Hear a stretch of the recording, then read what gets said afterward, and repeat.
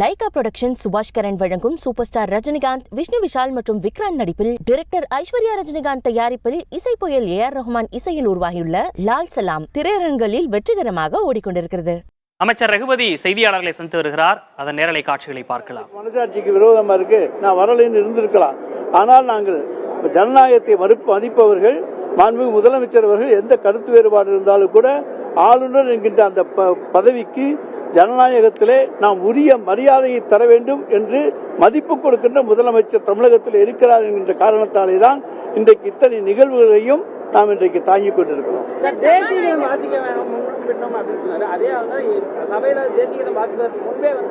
அதுதான், அதாவது தேசிய கீதத்தை வாசிக்க வேண்டும் அப்படி என்று சொல்லுகிற ஆளுநர் நம்முடைய சட்டப்பேரவைத் தலைவர் உரையை முழுவதும் படிக்கின்ற வரை அங்கேயே பொறுமையோடு இருந்தவர். இன்னும் ஒரு 2 நிமிஷம் இருந்திருக்கலாம். அவர் சொல்றது இவருக்கு என்னன்னு தெரியாது. அவர் தமிழ்ல தான் பேசினாரு. ஆனா திடீர்னு அவர் பேச ஆரம்பிச்ச உடனே வேற எதையோ பேசுகிறார் என்று அவர் எழுந்து வேகமாக சென்று விட்டார். 2 நிமிடம் பொறுத்திருந்து தேசிய கீதத்தையும் மதித்து நின்று அதற்கு பிறகு உரிய மரியாதையோடு அவர் சென்றிருக்க வேண்டும். ஆனால் அவர் மரியாதையை அவரே இழக்கிறார், அவரே தவற விடுகிறார்.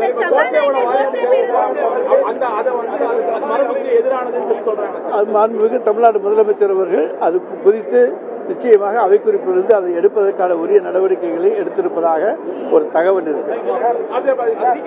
இன்னும் நீக்க சொல்லி தகவல் இருக்கிறது. அது நீங்க சட்டப்பேரவைத் தலைவருக்கு அவரிடத்தில் கேட்டுக்கொள்ளலாம்.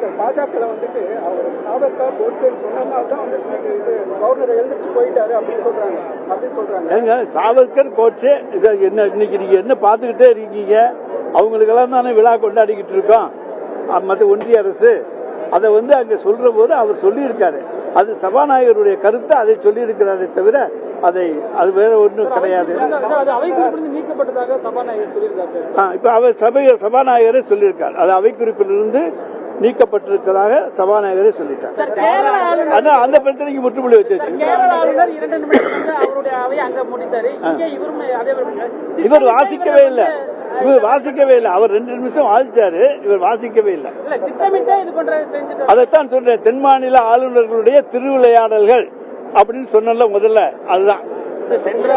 அதாவது ஒன்றிய அரசுக்கு எதிரான அரசுகள் ஆட்சி புரிகின்ற மாநிலங்கள் அவை இந்த மாதிரி ஆளுநர்களாலே குறிவைத்து இன்றைக்கு அசிங்கப்படுத்தப்படுகிற சூழ்நிலையை உருவாக்கினாலும் மக்கள் எங்களை அசிங்கப்பட விடமாட்டார்கள்.